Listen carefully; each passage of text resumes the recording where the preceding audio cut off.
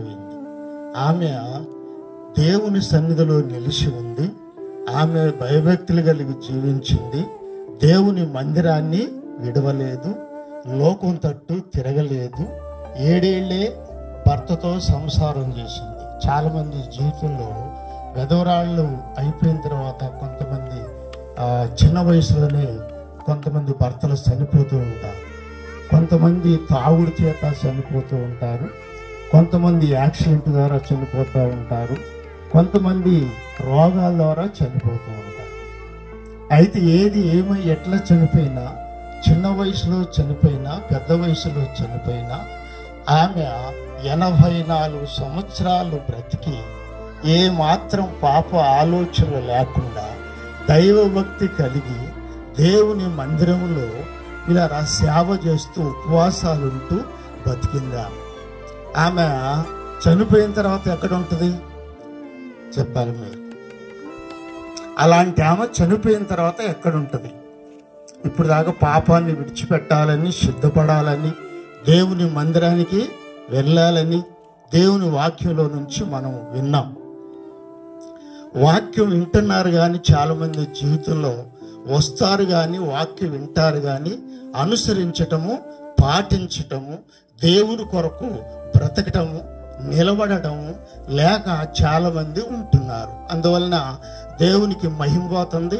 అందువలన వాళ్ళ జీవితాలను బట్టి ఇంకొకరు చూసి మరి వాళ్ళు భక్తిగా బ్రతకటం అనేది తక్కువగా కనబడుతుంది. కనుక ఏమను బట్టి నిజంగా 84 సంవత్సరాలు విధవరాలుగా నిలిచిపోయి దినవృత్తాంతాల గ్రంథం 10వ అధ్యాయం మొదటి పుస్తకం 10వ అధ్యాయం 13వ వచనం. దినవృత్తాంతాల గ్రంథం 10వ అధ్యాయం 13వ వచనం చదవమ్మా. ఈ ప్రకారం యెహోవా ఆజ్ఞ గైకొనక ఆయన దృష్టి ఎదుట ద్రోహము చేసినందుకును, యెహోవా యొద్ద విచారణ చేయక కర్ణపిశాచముల యొద్ద విచారణ చేయదు దానిని వెదికినందుకును సౌలు హతమాయను. తర్వాత అందు నిమిత్తము యెహోవా అతనికి మరణశిక్ష విధించి రాజ్యమును యెషయా కుమారుడైన దావీదు వశము చేశాను. జాగ్రత్తగా బైబిల్ రోజు చదువుతూ ఉంటే అనేకమైన విషయాలు గుర్తుకొస్తూ ఉంటాయి. వింటుంటే వాక్యం గుర్తుకొస్తూ ఉంటుంది. ప్రార్థన చేసుకుంటే దేవుని వాక్యాలు గుర్తుకొస్తూ ఉంటాయి. ఇవన్నీ లేకపోతే వాళ్ళ జీవితాల్లో వాళ్ళకి గుర్తుకొచ్చినా కొంతమంది వాటిని నెట్టేస్తూ ఉంటారు. కానీ గమనించండి, ఇక్కడ సౌలు తన జీవితంలో ఎక్కడో గాడిదలు పోతే దోలాడుకుంటూ తిరిగిన వ్యక్తిని దేవుడు రాజుగా చేస్తే, అలాగే మనలు కూడా ఎక్కడో తిరిగే వాళ్ళని పిల్లరా దేవుని మందిరానికి పిలిచి మందిరంలో దేవుని వాక్యాన్ని వినిపిస్తూ మంచిగా బ్రతకాలని దేవుడు చెబుతూ ఉంటే అలాగ బ్రతకకుండా మన పందిలాగా కుక్కలాగా బతికేవాళ్ళు ఉన్నారు. అది మంచిది కాదని నేను జ్ఞాపం చేస్తున్నా. ఈయనని స్థలగా చేశాడు దేవుడు. సౌలుని దేవుడు సౌలు రాజుగా చేశాడు. ఇశ్రాయేలీలకు మొదట రాజు ఎవరు? ఏమా వెనకోళ్ళు అందరికి నోరులు ఉండే అందరు వాక్యం వింటున్నారా? ఇయాలే కాదు, దేవుని వాక్యం మందిరానికి 8 సంవత్సరాల నుంచి పోతున్నారో వింటా ఉండాలి. సౌలుని ఏమీ లేనివాడు గాడిదలు పోతే వాళ్ళ నాన్న వాటిని దూలాడుకోవటానికి పంపిస్తే సమూయేలు ద్వారా దేవుడు మాట్లాడి ఆయన్ని అభిషేకించి ఇశ్రాయేలుకు మొదట రాజుగా చేస్తే ఆయన కొన్ని తప్పులు చేశాడు. అవన్నీ చెప్పడానికి ఇప్పుడేమి టైం కాదు. మిమ్మల్ని ఏమి ఇబ్బంది పెట్టము, మిమ్మల్ని ఏమి బాధ పెట్టము. కానీ ఎక్కువ టైం లేకుండా కొద్ది నిమిషాలను ముగిస్తా. ఆయన దేవుని ఆజ్ఞను గైకొనలేదు ఆయన. ఆ తర్వాత దేవుని ఎదుట దోషము చేస్తూ బ్రతికాడు. అంత మాత్రమే కాదు, ఇక ఏ దిక్కు లేక చివరిలో ఏం చేశాడంటే ఆయన యుద్ధంలో ఇక ఓడిపోయే పరిస్థితికి వచ్చింది. ఇక ఏ దిక్కు లేదు.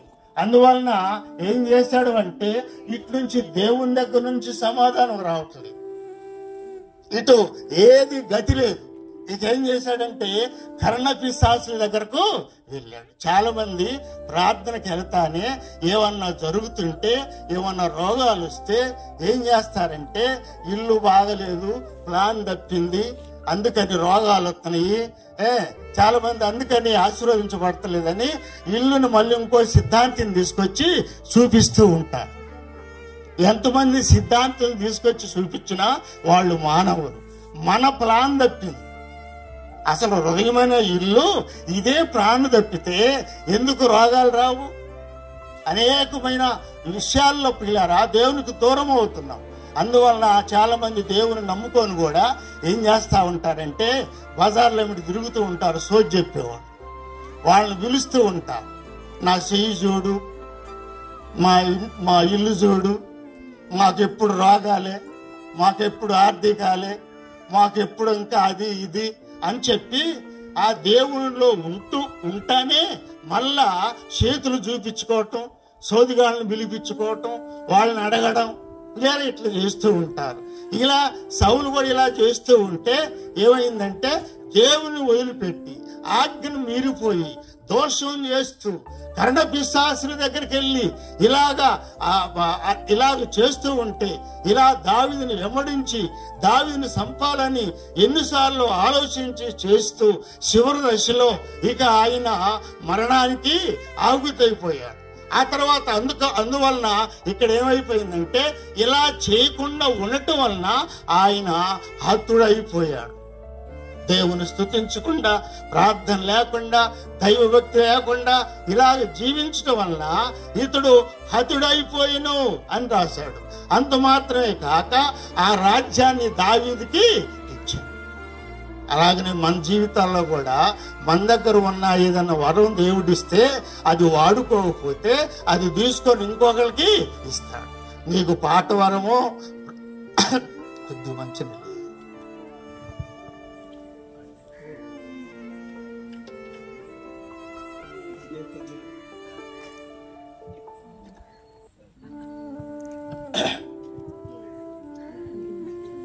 రాజ్యాన్ని కూడా తీశాడు. అలాగనే మనకు ఒక వరం ఇస్తే దాన్ని ఉపయోగించుకోకపోతే దేవుడు తీసేస్తాడు. పాట పాడకుండా, ప్రార్థన చేయకుండా, పరిచర్య చేయకుండా, ఇంకా ఏమైనా దేవుని పనులు ఆత్మరక్షణ భారాన్ని కలిగి పని చేయకపోతే మనమే పనులు చేసుకుంటూ దేవుని ఆజ్ఞను మీరిపోయి పిల్లరా సైతాన్ యొక్క ఆలోచనలో దోషం చేస్తూ దీవిస్తూ ఉంటే రాజ్యాన్ని తీసేస్తాడు. ఆ తర్వాత హతుడైపోయాడు ఆయన పిల్లారా. తర్వాత ఇంకొక వ్యక్తిని మీకు జ్ఞాపకం చేస్తాను. దానియేలు గ్రంథం 5వ అధ్యాయం 30వ వచనంలో బెల్షాజరు, దానియేలు గ్రంథంలో ఇంకొక ఆయన ఉన్నాడు. ఇక్కడ ఆయన కూడా ఏమైపోయాడంటే ఆ రాత్రి హతుడైపోయాను. ఎందుకు? 23వ వచనం. ఎందుకు హతుడయ్యాడు? దానియేలు గ్రంథం 5వ అధ్యాయం 30వ వచనంలోనేమో ఆ రాత్రి ఆయన హతుడాయను, సౌలు కూడా హతుడాయను, రాజ్యాన్ని తీసివేసును. ఆ తర్వాత ఎందుకు ఆయన హతుడైపోయాడయ్యా అంటే 23వ వచనం.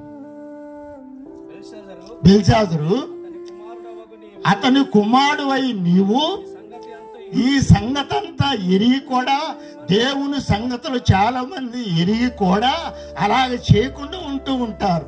వాళ్ళకి తగిన శిక్ష ఏదో దేవుడు పెడతాడు ఖచ్చితంగా. చదువయ్యా, నీ మనసు, చాలా మంది మనసును అనుసుకోరు.